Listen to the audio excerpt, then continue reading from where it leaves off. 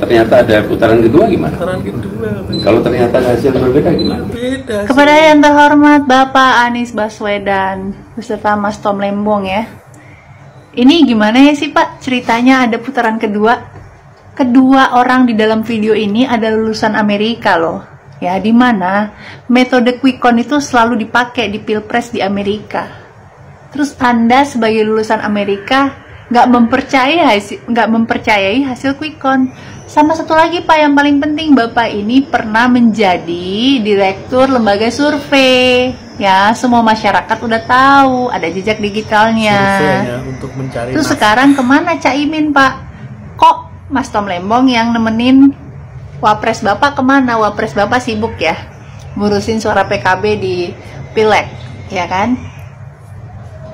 Daripada Bapak sibuk gak terima hasil Pilpres ya 2024, mendingan Bapak siap-siap jadi calon gubernur lagi.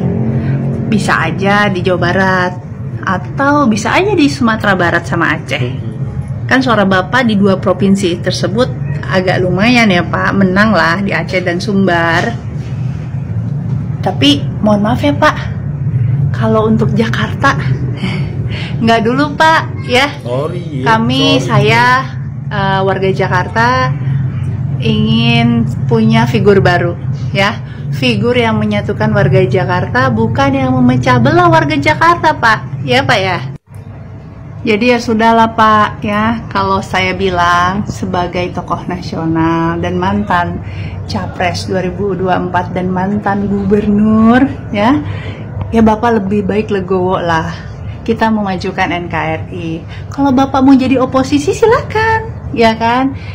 Kita berterima kasih ketika ada oposisi yang mengkritik pemerintahan Pak Prabowo dan Mas Gibran.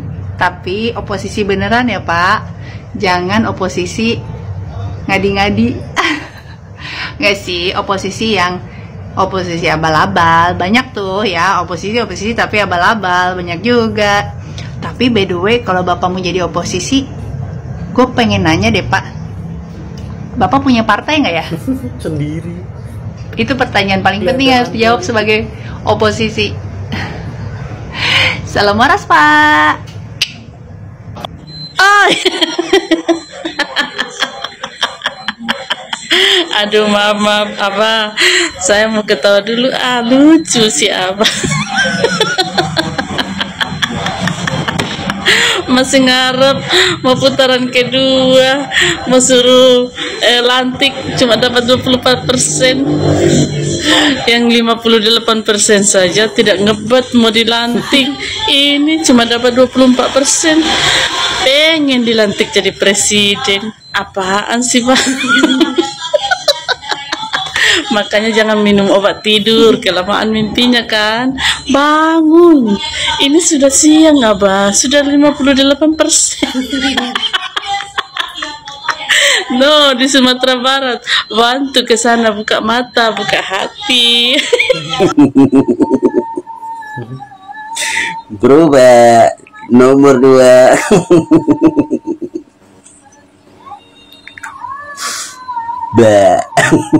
Pak Anies lagi tunggu berubah ya. Tunggu aja di situ Pak Anies, nanti juga berubah. Orange pink.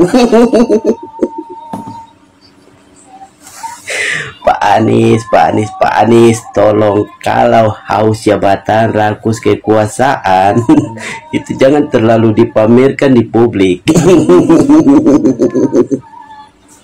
Karena semakin Pak Anies mempamerkan di publik, ya, semakin publik menilai bahwa seorang Anies Baswedan itu memang haus jabatan, rakus jabatan.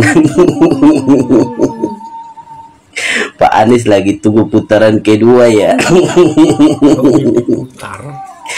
Nanti tunggu saja angin yang putar Pak Anies. Berubah.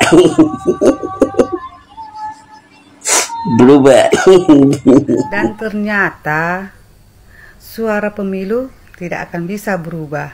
Tetap Pak Prabowo yang menangnya Pak Anies. Mau berapa kali pun pemutaran untuk pemilu, sampai oyong itu kepala, sampai berkeliling-keliling untuk mutar-mutar, tetap Pak Prabowo yang unggul ya Pak ya.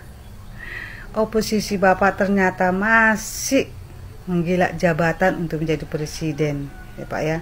Buktinya Bapak tidak menerima kekalahan Bapak, masih sibuk untuk berambisi untuk menjadi presiden. Bapak ambil aja kegiatan Bapak di TikTok, kan banyak kegiatan Bapak di TikTok, sering live ya Pak ya. Sehat-sehat selalu ya Pak ya, biar bisa melihat pelantikan Pak Prabowo sama Gibran ya Pak ya. Ini kalau saya mau izin video Pak Anies setik ini, saya tidak menyalahkan yang menjawab karena ditanya kalau ada putaran kedua gimana. Pak Anies sudahlah, jangan mimpi kau Pak Anies, sudah Mimpi. dan kau pula kalau mau oposisi apa, kau nggak punya partai gitu loh, kau akan kembali jadi gembel, gelandangan kesana kesini. Nanti ada lagi partai yang ngusung siapa lagi? Demokrat sudah, Gerindra sudah, Nasdem sudah. Siapa lagi yang mengusung Anies Baswedan itu? Kok masih berharap kalau ada putaran kedua bagaimana? Sudah nggak ada, tapi ya nggak apa-apa lah, saya nggak nyalakan Bapak Anies tuh. Yang tanya yang salah itu, yang mancing-mancing itu yang salah. Ngarep mimpi halu. Ampun, di tangannya jika dijawab apabila jikalau.